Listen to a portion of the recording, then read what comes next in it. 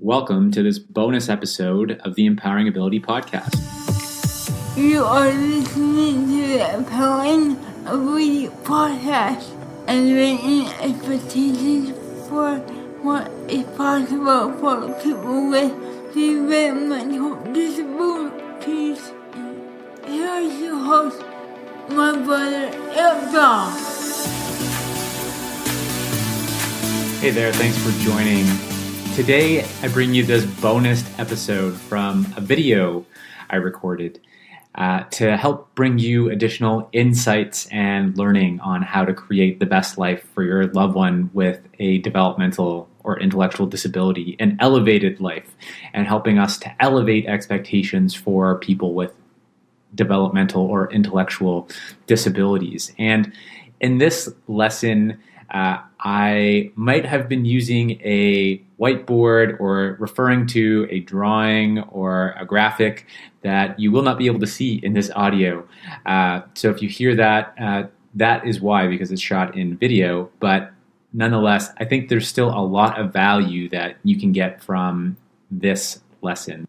So in this lesson, I really work to answer the question of who will care for a loved one with a disability when we no longer can. And really, it's all about how to create more and deeper relationships. So here we go. Hey there, I'm Eric Gall, and like you, I have a loved one, a family member with a disability. I have a sibling, Sarah, and she has a intellectual and physical disability. And I'm here to share with you a vision that I have for people with intellectual or developmental disabilities and our families. And really, just for too long, people with intellectual and developmental disabilities have been existing at the margins of society.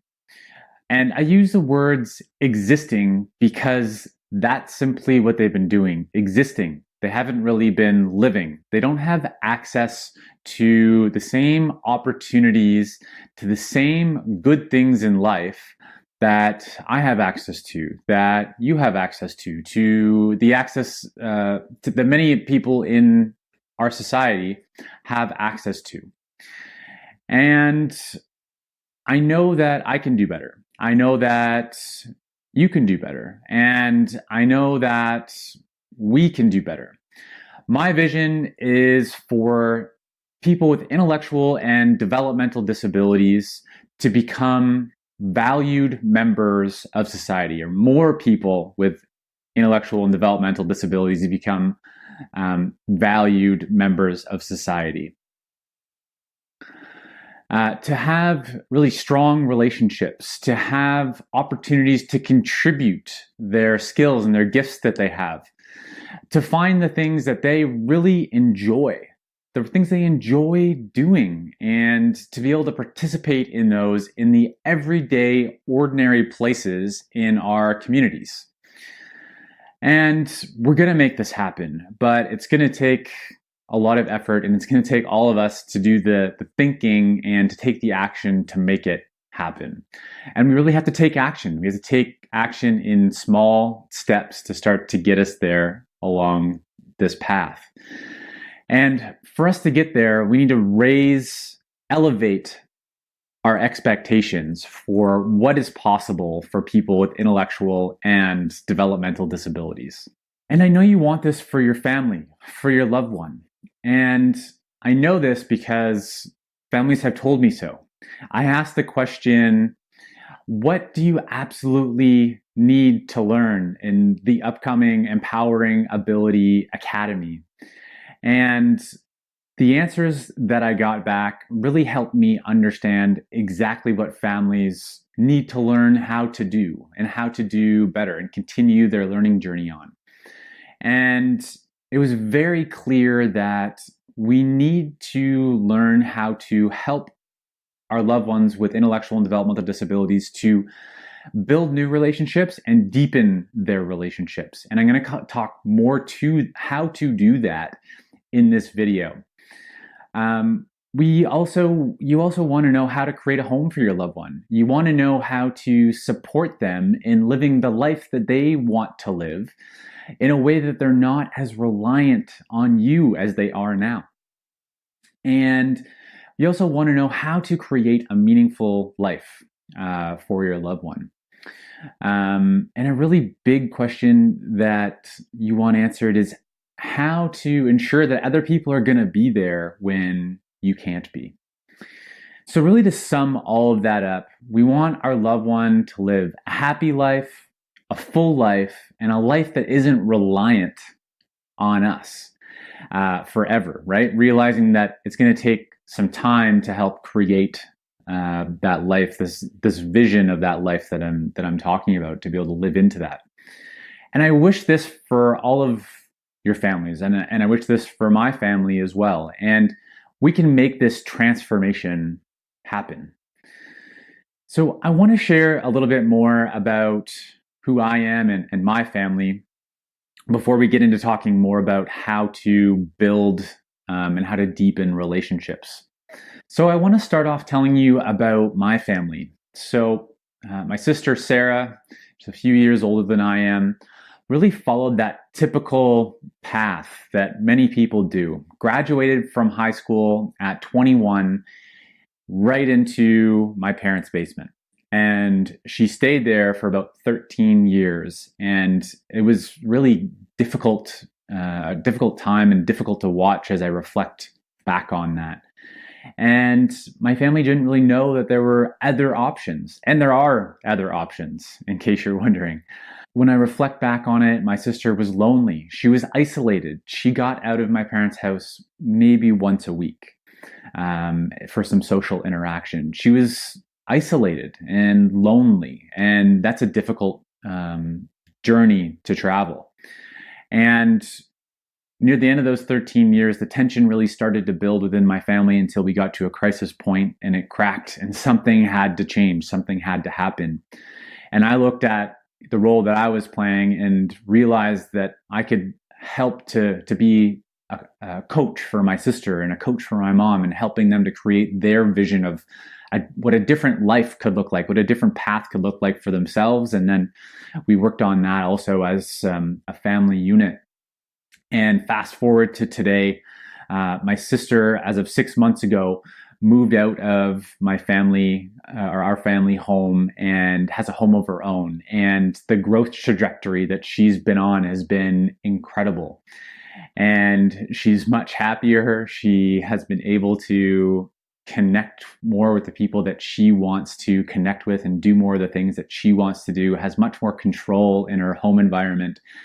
And that reliance or codependency that my mom and my sister have had has started to tease itself apart, which has been a challenge, but has been so beneficial for my mom and my sister, and will continue to be so in the long term. My sister also has gained more control over her finances, over communicating with who she wants to communicate with her cell phone.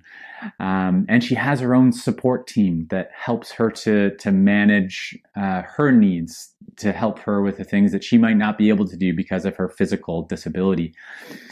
However, she's now had the opportunity to experience life and the everyday things in life, like, getting up in the morning and making meals and doing the laundry and cleaning the kitchen, doing those sorts of things in a well-supported manner, with her support doing things with her rather than for her. And it's just been incredible to see the capability that my sister has.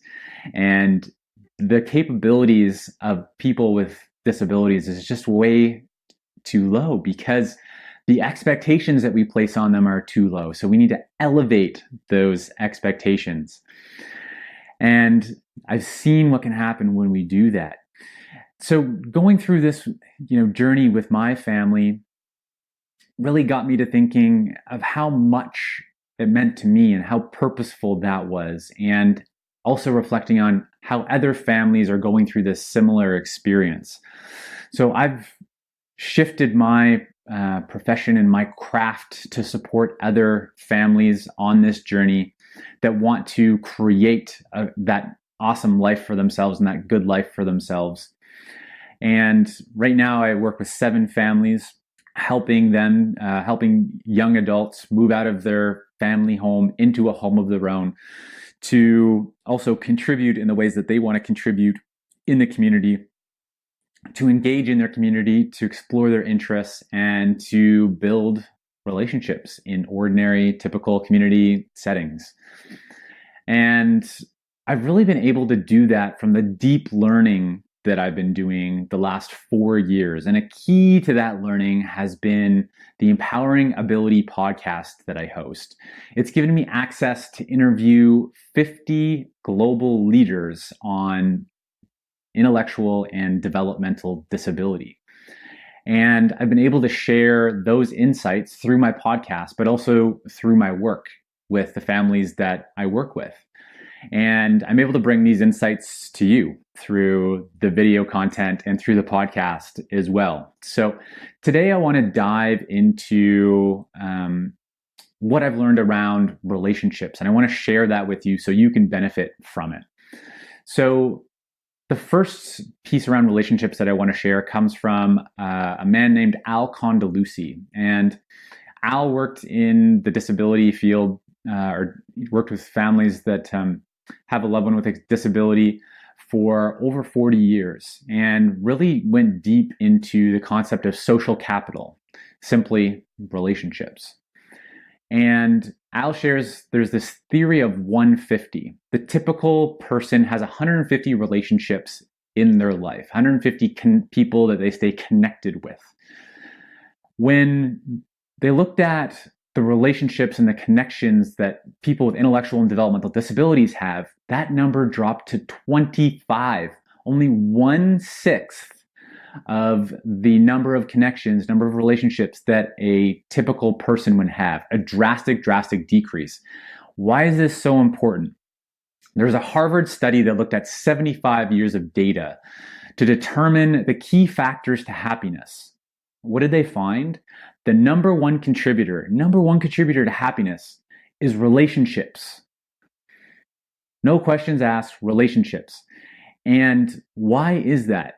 Well, it's really due to how we evolved. We evolved as a tribal species. We survived together in tribes, and we collaborated together to collect resources, to collect food, to build shelter, and it was more efficient to do that. And because of that, we developed social bonds and developed these neural pathways and connections that reward that social cooperation, that social behavior.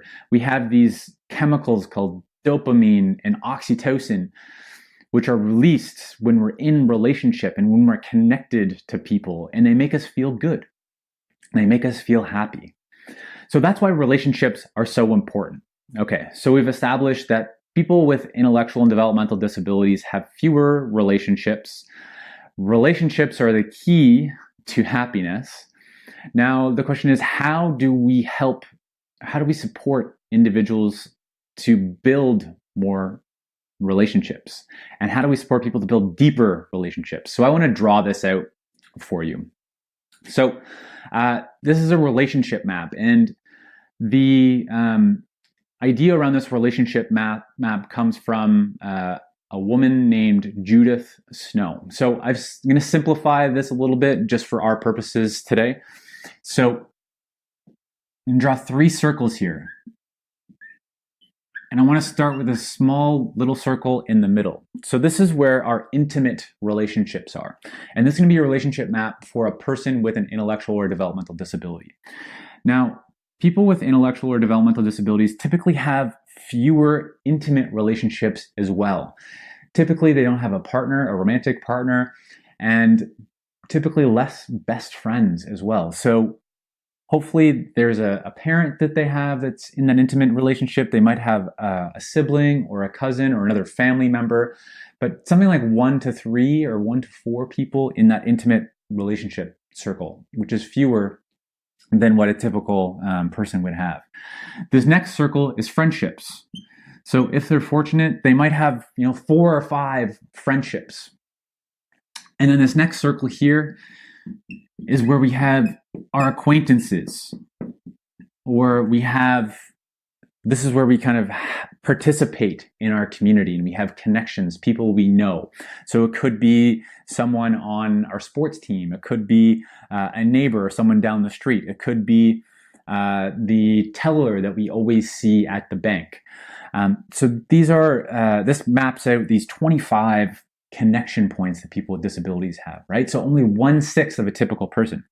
Now, how do we bring people in? So how do we increase the number of relationships?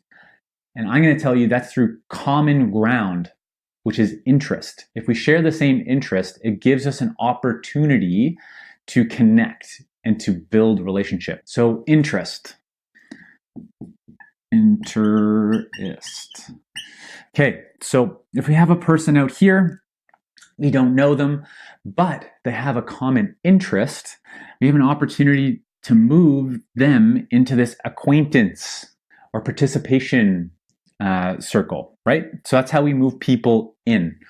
Now, how do we move someone from an acquaintance to a friend? That's time. Right? We need to spend time with people for them to move from this outer ring, acquaintanceship ring, into the friendship ring. And then again, how do we move from a friend to an intimate relationship? Time, right? And when we talk about time, it might take months to go from an acquaintance to a friend, but it might take years to go from a friend to an intimate relationship. So this time factor being very important. Now, I want to give you an example of how to do this, because this has really just been theory so far. Now, how do you go about actually doing this out in the world? Now, I'm going to give you an example, right? So we're going to start with interests. So whatever interest your loved one has. So it could be anything. It could be hockey. It could be dance. It could be painting. It could be wood carving. It could be anything that interests them, books. Now, you're going to take that interest, and I want you to think about all the typical places in community people experience that interest. So let's do let's go deeper on the interest of hockey. So where does hockey happen in our community? So it would happen at the local hockey rink. You could play ice hockey, or you could watch the local hockey team. You could play ball hockey. You could play street hockey. You could trade hockey cards. You could watch your favorite professional hockey team at the local bar. You could go to the local sporting goods store where they sell hockey equipment. So there's many different examples of where you can experience hockey, and there's many more. So that's just to kind of get us started. So you want to think about all the typical places that that interest occurs in your community. And then that could create the opportunity to connect with other people that like that interest. So if you go to the hockey arena to watch the local hockey team play, there's other people that enjoy watching that type of thing. So you have the opportunity to connect with other people that enjoy the same interest. Now, we need to consider time. So when thinking about time here, we need to have the opportunity to connect with people frequently. So I want you to think about those opportunities that you listed out and think about which ones can I go to frequently? Which ones can I go to every week? And do I have the opportunity to see the same people every week? Because it takes months or years of spending time with someone to become a friend. And it takes years to become an intimate relationship. So you need to think about it in terms of frequency and opportunity to connect with those same people. So just a short little lesson on these insights that I've collected over time on relationships, and the piece around exploring interests and common interests in community and spending time doing those comes from a friend and mentor, Janet Cleese. And she also talks a lot about the supporter role, right? So how to leverage your support to do this. And this is investing support, right? This is a good investment of support dollars and hours and time. So you want to think of your supporter as a bridge to relationship, not the relationship, right? So that supporter is helping you to make the connection with the person out here and bring them into that acquaintanceship, and then further deepen that to bring them into the friendship. And that's a really magical role that the supporter can play to help bridge and make that connection, right? And do that gently and kind of sit back and do that and not need to be in the forefront. And I just wanted to bring that to your attention because that's another important piece of how to make this happen. And the supporter not being the friend, because supporters come and go. We all know that supporters come and go. However, if you can make that acquaintanceship and then that friendship, that's lasting because that's not dependent on funding. So I wanted to bring that to your attention as well. And I hope that was useful. I think one of the things that I often hear is, yeah, but Eric, but we don't have the money or the support funding to do this. We don't have the support dollars. What I always suggest is, you don't have to redo your whole support plan. It's how can you carve off, an hour a week, or how can you carve off 2 or 4 hours a week to invest in this strategy to build relationships, but also explore interests, right? So this is something you're having a good time doing. So just how can you take a little bit of support on a weekly basis and invest it in this? And it'll be well worth the investment, I promise, but you have to invest in it long term. It can't just be for a couple weeks. We're talking, 6 months, a year, 2 years, 5 years. That's the type of investment, a small weekly investment in this type of process. So I hope this lesson was useful. Now, as we wrap up this podcast episode, I want to ask you one quick favor. I want to ask you to sign up and subscribe to the Empowering Ability podcast on your smartphone. So whether you have an Apple or an Android phone, you can do this. So if you have an Apple phone, it's just the podcast icon, the purple icon on your phone. Click on that and then type in Empowering Ability in the search. Empowering Ability in the search. And if you're on Android, any podcast app that you use, it could be Spotify, or it could be Podbean, or it could be Stitcher. Whatever podcast app you're using, just go to your podcast app and type in Empowering Ability and hit subscribe. And new episodes will go directly to your phone. So this helps in terms of me getting you new episodes, and it helps to grow Empowering Abilities. So if you could stop what you're doing and go to your podcast app, type in Empowering Ability and hit subscribe, that would be incredible. I also want to remind you that you can subscribe. This is a different kind of subscribe. Subscribe to Empowering Ability by going to the website, empoweringability.org, and contributing your hard-earned dollars towards the development of new content, new episodes, new blogs, and the new paid content that is coming. You will get access to that by subscribing now. And you can select the level of subscription that you would like to move forward with. So that's totally up to you what you would like to pay, but it's a huge benefit towards the development of this work, the continuation of this work, and it's also an investment in yourself. And thank you so much for listening to the podcast today. If you like this episode and you think you know someone that would benefit, please share it with them. Be a part of the change to think differently about disability.